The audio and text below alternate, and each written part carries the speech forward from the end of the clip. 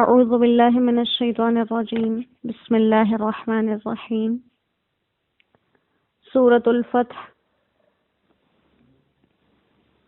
مدنی صورت ہے، 29 آیات اور 4 رکوع پر مشتمل۔ پارہ نمبر 26 ہے، رکوع نمبر 9۔ بسم اللہ الرحمن الرحیم انا فتحنا لک فتحا مبینا۔ انا فتحنا، ہم نے فیصلہ کر دیا، ہم نے فتح دے دی، لکا آپ کو، فتح مبینہ ایک واضح فتح، لیغفر لک اللہ تاکہ معاف کر دے اللہ آپ کو، ما تقدم من ذنبک آپ کے وہ گناہ جو پہلے ہو چکے، وما تأخر اور جو پیچھے رہے، جو بعد والے ہیں، وَيُتِمَّ نِعْمَتَهُ عَلَيْكَ اور پورا کر دے اپنا احسان آپ پر، وَيَهْدِيَكَ صِرَاطًا مُسْتَقِيمًا اور آپ کو چلائے سیدھی راہ، وَيَنْصُرَكَ اللَّهُ اور مدد کرے اللہ آپ کی، نصراً عزیزا زبردست مدد کرنا۔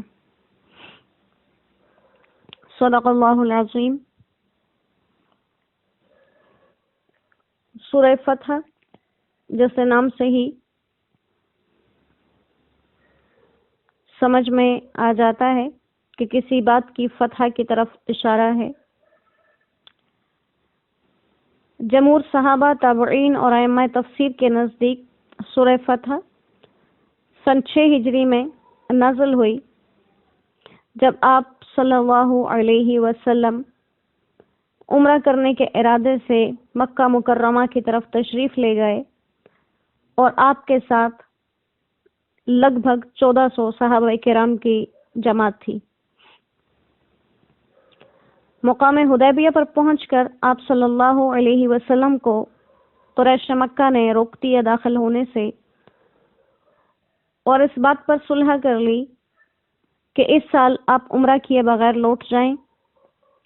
اور اگلے سال آپ آ کر اس عمرہ کی قضا کر لیں۔ بہت سے صحابہ کرام رضوان اللہ علیہم اجمعین، جن میں سے خصوصاً حضرت عمر فاروق رضی اللہ تعالیٰ عنہ سر فہرست ہیں، وہ اس بات سے خفا بھی ہوئے، لیکن آپ صلی اللہ علیہ وسلم نے اللہ سبحانہ و تعالیٰ کی جانب سے سمجھ کر اس بات کو قبول کیا اور اپنا احرام کھول دیا۔ جب حدیبیہ سے واپس ہوئے تو راستے میں یہ پوری سورت مبارکہ نازل ہوئی، جس میں بتایا کہ ایک خواب جو آپ نے دیکھا ہے وہ سچا ہے، ضرور واقع ہوگا، لیکن ابھی اس کا وقت نہیں آیا، بعد میں فتح مکہ کے موقع پر وہ خواب مکمل ہوگا۔ اور اس صلح حدیبیہ کو اصل میں فتح مبین کہا کہ جو صلح کر لیا آپ نے، یہ فتح مبین ہے۔ جیسے صحابہ کرام رضوان اللہ علیہم اجمعین فرماتے ہیں، عبداللہ ابن مسعود رضی اللہ تعالیٰ عنہ کا ارشاد ہے کہ تم لوگ تو فتح مکہ کو فتح کہتے ہو اور ہم تو صلح حدیبیہ کو فتح سمجھتے تھے، کیونکہ اسی صلح کی وجہ سے آگے فتح مکہ کا سبب بنا۔ اور اسی طرح حضرت جابر رضی اللہ تعالیٰ عنہ نے فرمایا کہ ہم صلح حدیبیہ کو ہی اصل میں فتح سمجھتے تھے، اور حضرت براء ابن عازب رضی اللہ تعالیٰ عنہ نے فرمایا کہ تم لوگ تو فتح مکہ کو فتح سمجھتے ہو اور کوئی شک نہیں کہ وہ فتح ہے، لیکن ہم تو واقع حدیبیہ کے وقت بیعت رضوان کو اصلی فتح سمجھتے ہیں، جس میں آپ صلی اللہ علیہ وسلم نے حاضرین صحابہ سے، جن کی تعداد 1400 تھی، ایک درخت کے نیچے جہاد کرنے پر بیعت لی۔ اس کا تذکرہ بھی انشاءاللہ سورہ مبارکہ میں آ جائے گا۔ اور جو بھی صلح حدیبیہ کی تمام تفصیل ہے وہ اس صورت میں وقتاً فوقتاً اللہ سبحانہ و تعالیٰ نے ذکر کی ہے، چونکہ یہ واقعہ بہت عظیم ہے اور اس کے اندر بہت عظیم مقاصد ہیں دینی لحاظ سے۔ صحابہ کرام رضوان اللہ علیہم اجمعین اپنی جانیں کس طرح سے آپ کے لیے قربان کرنے کو تیار رہتے، اللہ کے حکم پر کس طرح سے مر مٹنے کو تیار رہتے، ملکوں کی سیاست کیسے چلانی چاہیے، یہ باتیں بہت تفصیل سے اس واقعہ حدیبیہ سے سمجھ میں آتی ہیں۔ لہٰذا انشاءاللہ سورہ مبارکہ کی تفسیر سے پہلے ہم واقعہ حدیبیہ کچھ نکات کی صورت میں دہرائیں گے اور انشاءاللہ اس کو یاد رکھنے کی کوشش کریں گے، کیونکہ ہم مسلمان ہیں، بحیثیت مسلمان ہمیں اپنی اسلامی تاریخ کا علم ہونا چاہیے۔ تو اس کو ہم نکات کی صورت میں یاد کریں گے، کیونکہ نکات کی صورت میں آسانی سے واقع ذہن میں رہے گا۔ آیات مبارکہ کی تفسیر انشاءاللہ ساتھ ساتھ بعد میں کریں گے، پہلے ہم واقعہ حدیبیہ کو تفصیل سے بیان کریں گے۔ سب سے پہلے حدیبیہ کون سی جگہ ہے؟ حدیبیہ مکہ مکرمہ سے باہر حدود حرم کے قریب ہے، جس کو آج کل شمیسہ کہا جاتا ہے۔ یہ اس مقام کا واقعہ ہے۔ سب سے پہلا جز، سب سے پہلا نقطہ جو یاد رکھنا ہے وہ یہ ہے کہ آپ صلی اللہ علیہ وسلم نے مدینہ طیبہ میں ایک خواب دیکھا کہ آپ صلی اللہ علیہ وسلم مکہ مکرمہ میں صحابہ کرام رضوان اللہ علیہم اجمعین کے ساتھ امن و اطمینان سے داخل ہوئے۔ احرام سے فارغ ہو کر کچھ لوگوں نے حسب قاعدہ حلق کیا اور بعض نے قصر یعنی بال منڈوا کٹوا لیے، اور یہ کہ آپ صلی اللہ علیہ وسلم بیت اللہ میں داخل ہوئے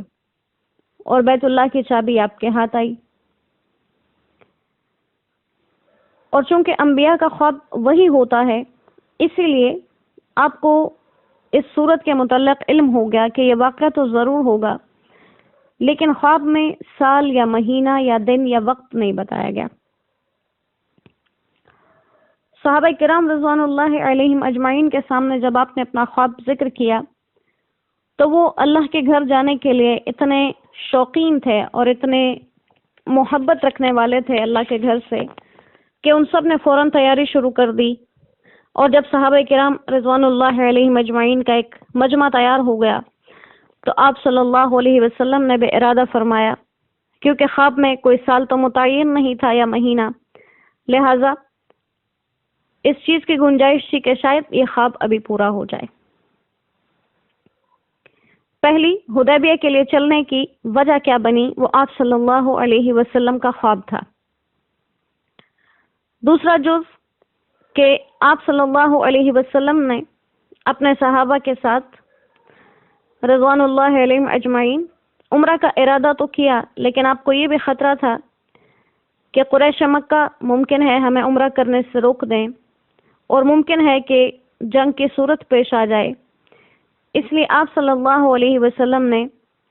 مدینہ کے ارد گرد رہنے والے دیہات میں اعلان کر دیا اور ان لوگوں کو بھی ساتھ چلنے کی دعوت دی، لیکن بہت سے اعراب نے، دیہاتیوں نے ساتھ چلنے سے عذر کر دیا، اور یقیناً یہ وہ لوگ تھے جن کا ایمان ابھی ایمان کے درجے تک نہیں پہنچا تھا، اور کہنے لگے کہ محمد صلی اللہ علیہ وسلم اور ان کے اصحاب تو ہمیں قریش مکہ سے لڑوانا چاہتے ہیں، جو کہ ساز و سامان سے اور طاقت سے بھرپور ہیں، اور ان کا انجام تو ہمیں یہ ہوتا نظر آ رہا ہے کہ یہ اس سفر سے واپس نہیں لوٹیں گے۔ اس کے ساتھ ساتھ تیسری بات جو پیش آئی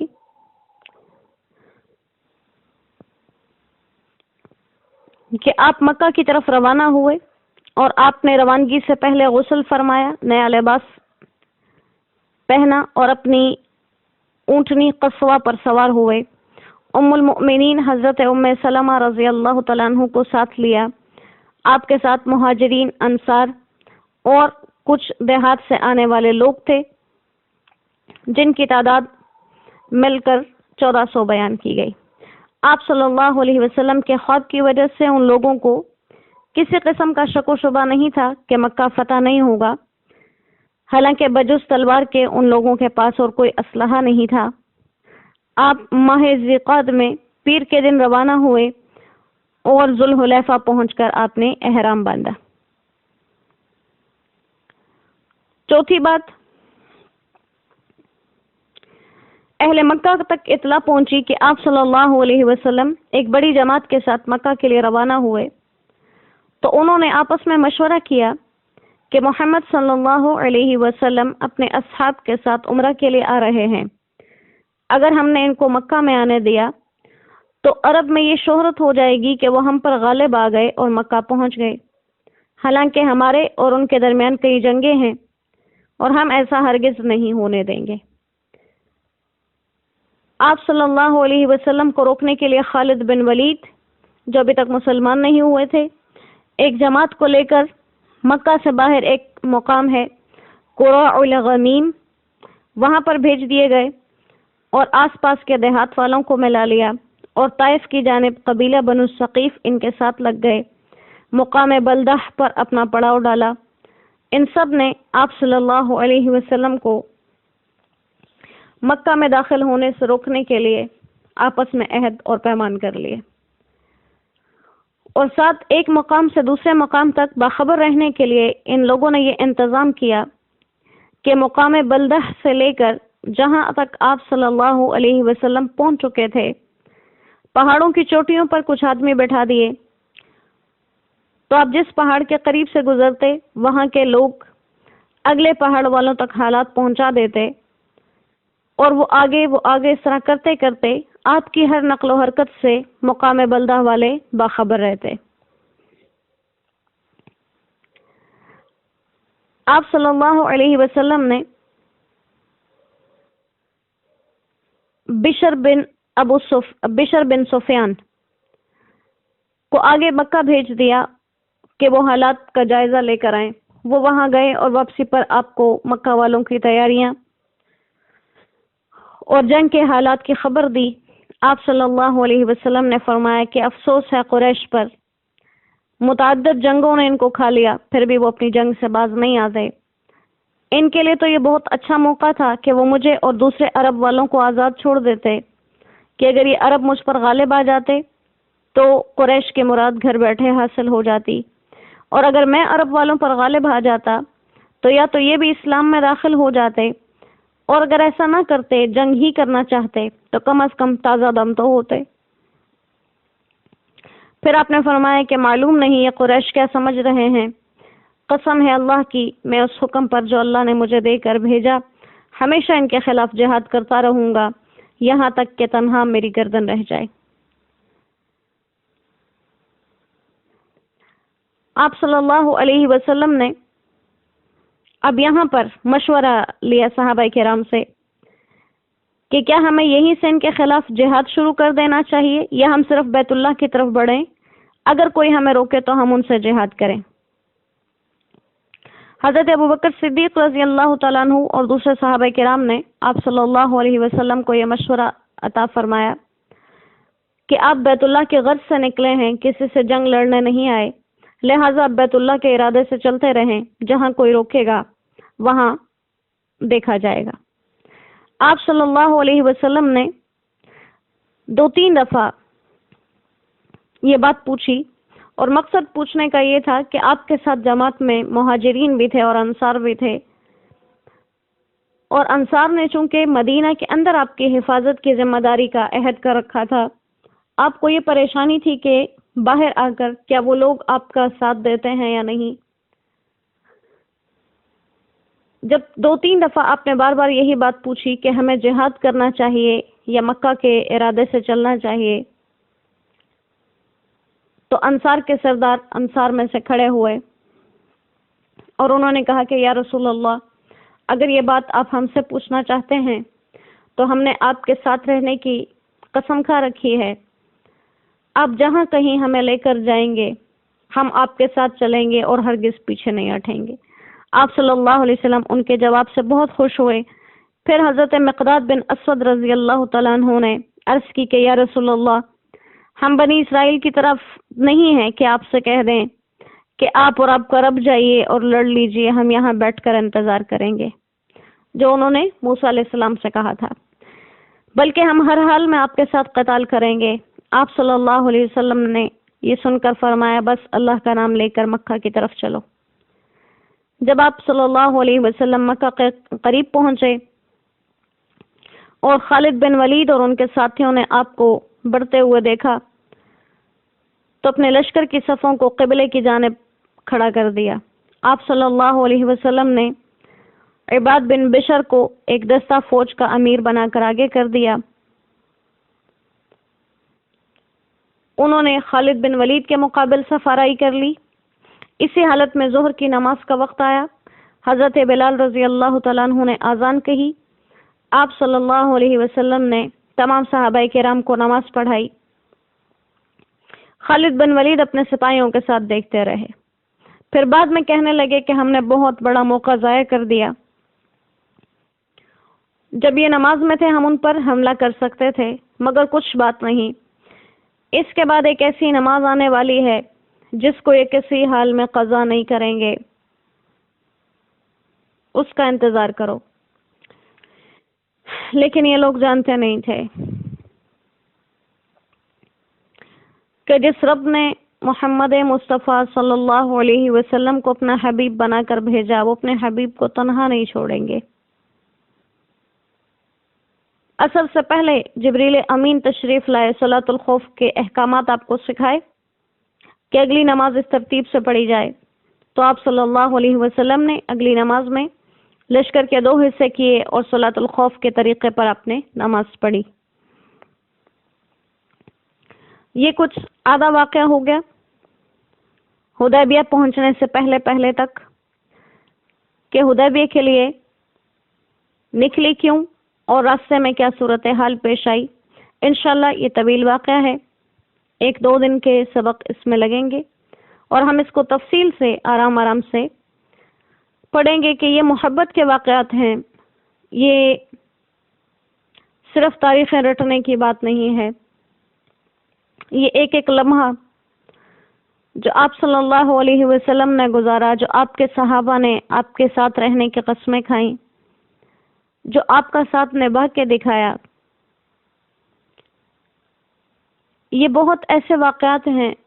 अगर इनको सरसरी पढ़ के गुजर जाएं तो ये अपने साथ ज़्यादती होगी। हम जिसका नाम लेने वाले हैं उस हस्ती ने हमारे लिए कितनी मुशक्क़तें सही हैं। हम जिनके वसीले से मुसलमान हैं, हम जिनसे मंसूब होकर मोमिन हैं, हम जिनसे लगकर मोहम्मदी कहलाते हैं, उस मोहम्मद सल्लल्लाहु अलैहि वसल्लम की ज़िंदगी कैसी थी, वो किस किस तरह से हमसे वफ़ाएं निभा गए, ये जानना इंतहाई ज़रूरी है हम सब के लिए। और इतनी शदीद कैफियत में भी अल्लाह सुब्हानहू व तआला ने नमाज का हुक्म दिया। ये नहीं कहा कि मक्का पहुंचने तक, अमन होने तक नमाजें छोड़ दो, नहीं, इन मुशरिकीन को पढ़ के दिखाओ कि जो रब की मानने वाले होते हैं, मौत उनके सर पर मंडलाती है, वो नमाज नहीं छोड़ते। तो इंशाल्लाह इस वाक़े को हम तफसील से और आराम से मोहब्बत से पढ़ेंगे। अल्लाह करीम इसके लिए हमारे दिलों को, हमारे सीनों को खोल दे और ये मोहब्बत से भरा हुआ पैगाम अल्लाह करीम हमारे दिलों में उतार दे। वमा अलैना इल्लल बलाग व आखिरु दाअवाना अनिल हम्दुलिल्लाहि रब्बिल आलमीन। अस्सलामु अलैकुम व रहमतुल्लाहि व बरकातुहू।